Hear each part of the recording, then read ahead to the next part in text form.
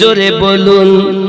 মারিফাতের দরজা যিনি, তিনি বলছেন আমি যখন একটি সেজদা দেই আর একটা সেজদা দেওয়ার আগে আমি আলী অপেক্ষা করি যত সময় আমি আমার রব না দেখি, আমি আলী তত সময় তৃতীয় সেজদা আদায় করি না। মাওলা পাক জিহাদের মাঠে পায়ে তীর ঢুকে গেল। আব্বা আমার তীর বার করার জন্য চিন্তা ভাবনা, কোন মতে পায়ে হাত দিতে দেন না তিনি। আমার নবী বলেন এখন তোমরা কেউ কেন আলীকে কিছু বলবে না, যখন আমি বলবো তখন যাবে তীর বার করবে, দেখবে আলী তোমাদের নিষেধ করবে না। এখন আলী নামাজে গেলেন, সেজদাতে যখন গিয়েছেন, হে যুবক মানুষ যখন আল্লাহকে দেখে, মানুষ যখন আল্লাহর ভয়ে ইবাদত করে, তখন তার সম্মুখ থেকে পর্দা সরে সরে যায়, দুনিয়ার খবর তার থাকে না। মারিফাতে তাই আল্লাহর ইবাদত বান্দাগি করে, শত শত হাজার হাজার পর্দা সরে যায়, মাথা তুলতে মনে থাকবে না রে বাবা।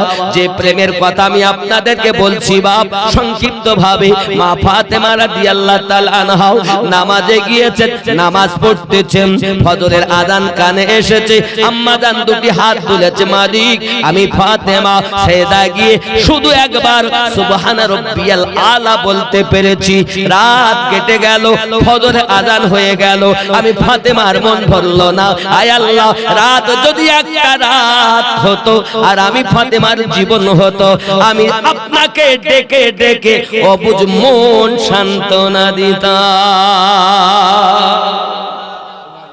কি নামাজ সারা রাত গেল, তা একবার সুবহানা রাব্বিয়াল আলা বলতে পেরেছেন? কোন প্রেমে ডাকছিলেন? হায় হায় হায় হায়, এ বোঝানোর লোক কই? যার দেহে আগুন জ্বলে না, সে আগুনের কথা বলে। যার প্রেম হয়েছে সে তো প্রেমের যন্ত্রণা বুঝবে, প্রেমই করে না তো কি বুঝবে? মাওলা পাক সেজদায় গেলেন, নবী পাক বললেন এবার তোমরা তীর বার করো। এখন তীর ধরে টানে তো বেরোতে চায় না। আব্বা আমার যখন তিনি বার করেন, গোশত সহ জায়গা এতটা ফাঁক হয়ে গেছে, রক্ত লেলিহান পায়টি পর্যন্ত ভিজে গেছে রক্ততে। মাওলা পাক নামাজ থেকে উঠেছেন, দেখছেন পায়ে তীর নাই।